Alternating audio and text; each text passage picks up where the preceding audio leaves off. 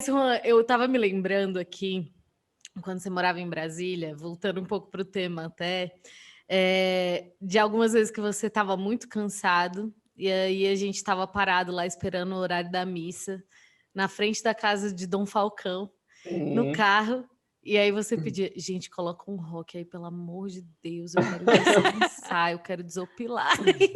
E aí, Estressado. na minha cabeça, isso é o contrário de desopilar. Sim.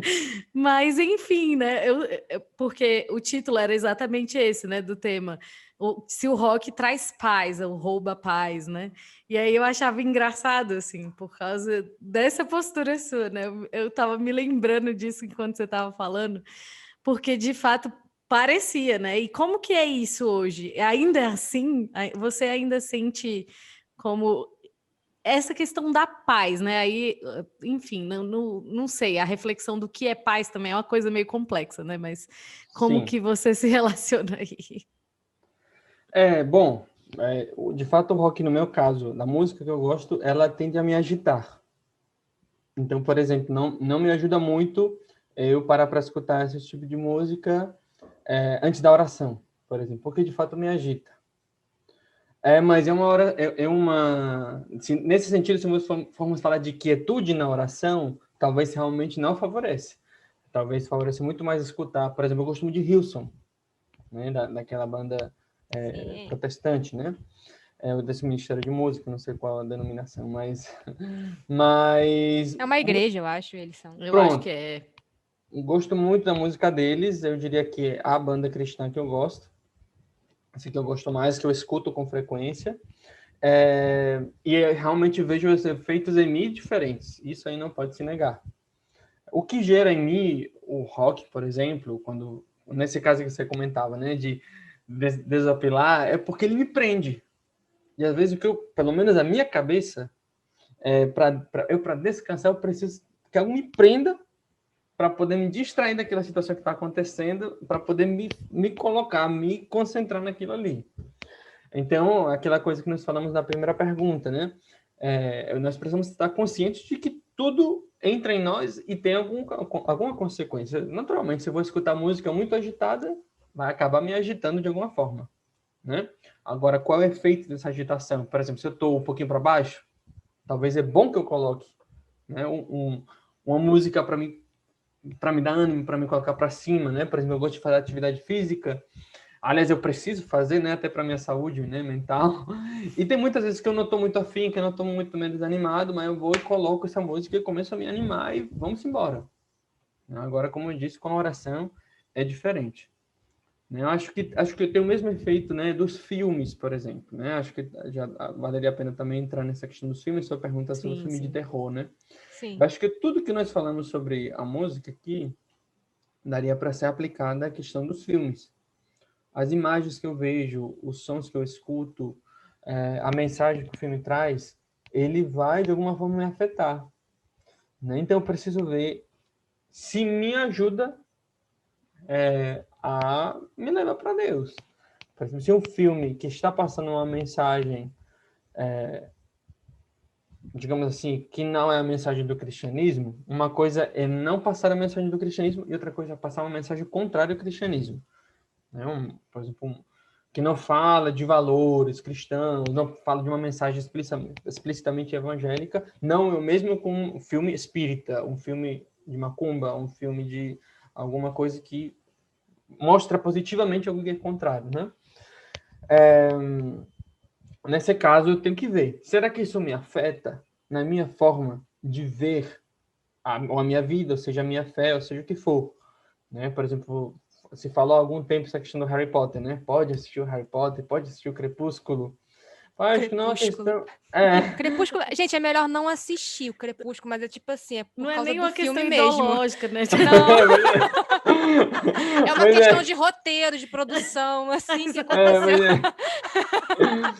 pois é, pois é, Nada contra aí, se você gosta. pois é. Aí, por exemplo, você para ver, será que o que isso me me ensina, né, digamos assim, se de fato eu acho que isso vai afetar a minha forma de compreender a minha fé, então realmente convém não assistir. Mas se não vai me afetar, qual é o problema? Por exemplo, eu estou falando aqui já da inteligência, do meu entendimento, da compreensão, que essa é uma das faculdades da nossa alma, a compreensão, a inteligência, né? Das funções é justamente a compreensão. Mas já vai entrar também na parte dos afetos, por exemplo, entra mais na parte dos apetites. Se eu assistir um filme que eventualmente vai despertar coisas em mim, o que ele vai despertar? Ele vai despertar para mim uma sensação de medo. Será que a sensação de medo é boa? Por exemplo, vamos assistir um filme Invocação do Mal. Rapaz, eu fiquei morrendo de medo com esse filme.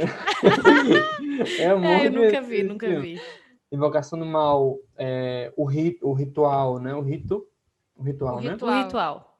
O ritual eu Inclusive, consegui gostei assistir. muito. Invocação do Mal eu não consegui assistir. O Exorcismo de Emily Rose. Medo também. Eu dormi, pô. Cara. Caraca, Drica. Não, eu juro pra você, eu acordei, ela tava lá. 1, 2, 3, 4, 5, 6, 7. Eu fiquei uma semana sem dormir, dormindo no chão do quarto dos meus pais, sem conseguir dormir. Pois é, não, é pesado. Esses filmes deixam. Então, aí você precisa olhar. Eles vão despertar em mim um medo desnecessário? Eles vão me deixar, tipo assim, vão atrapalhar o meu sono, por exemplo? Sim. Então, realmente, não convém você submeter a isso. Ou você vai dizer, não, dá um medo, mas que eleva a minha fé. Por exemplo, no caso desses filmes que eu falei que tem uma coerência com o ensinamento a respeito de demonologia, por exemplo, que são bastante coerentes, né? A própria igreja permite, né, que seja assistido. E vai dizer, poxa, fica com medo. Mas eu fiquei com medo de algo que é real. É um medo real e isso vai suscitar a minha fé. Né? Eu lembro quando eu assisti o Ritual, a minha vontade era de rezar mais. Sim. Sim. Dá um temor a Deus, né? Exatamente. Eu tenho essa impressão, assim, sempre que eu vejo alguma coisa nessa dimensão espiritual, né, falando sobre exorcismo, eu li um livro específico do Padre Gabriel Amorfi, e me dá um negócio de temor a Deus, meu Deus, eu preciso me converter, rapaz, o negócio pega aqui. Eu não sabia que o crer em Deus Pai era tão poderoso até assistir o Ritual. Agora, quando eu tô sentindo alguma coisa estranha, eu creio em Deus Pai Todo-Poderoso, Criador do céu e da terra, e eu já mando crer em Deus Pai pro troço ruim sair, ir embora. Com certeza. Então, acho que entra nessa mesma questão, Drake e Camila, essa questão de se me traz a paz, se tira a minha paz. Eu acho que a gente precisa ser consciente do que as coisas vão gerar em mim. Estamos falando de filme de terror, mas a gente poderia abrir para todo tipo de filme. Exatamente, era o que eu ia falar.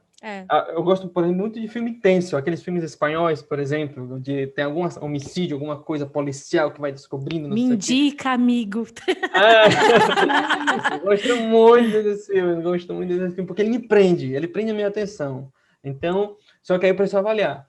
Esse prender a minha atenção é bom? Me ajuda a descansar? Não tira a minha paz? Então não tem problema. Eu não vejo problema algum em assistir. Agora, se eu vou ficar com essas imagens, eu vou ficar desconfiado.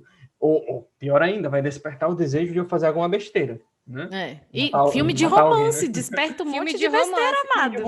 Desperta besteira nas pessoas. Filme de romance. O que eu sempre falo quando eu vou pregar sobre castidade é justamente assistir pornografia é pecado mortal, de fato, não tem para onde ir.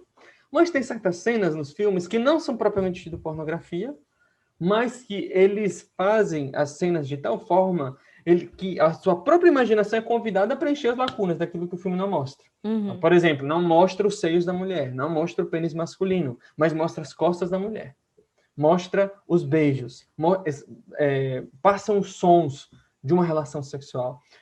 E os teus sentidos pegam isso, e a tua imaginação, ela vai completando. E o que acontece? Isso fica na tua memória, e depois, mais tarde, o teu corpo vai pedir aquilo que você não pode dar. Né? Pelo menos eu não sou casado, então vivo a continência sexual. Se essas imagens, essas memórias ficam na minha cabeça, despertam em mim um desejo que eu não vou poder satisfazer, justamente porque eu não sou casado, eu vou ser tentado com pecados contra a castidade, eventualmente masturbação, fornicação, pornografia.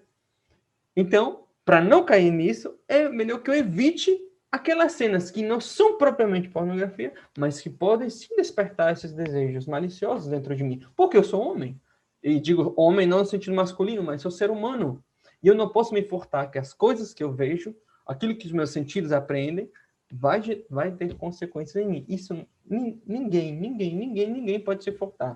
Pode ser que tenha pessoas que lhe afetem mais algumas coisas do que outras, Sim. pelas suas experiências, pela sua própria estrutura psicológica, né? Tem alguns que têm mais capacidade de impressionar mais forte, alguns mais sensíveis, outros mais, né? Outros menos, mas todos nós somos afetados por aquilo que os nossos sentidos aprendem. Isso é próprio do ser humano.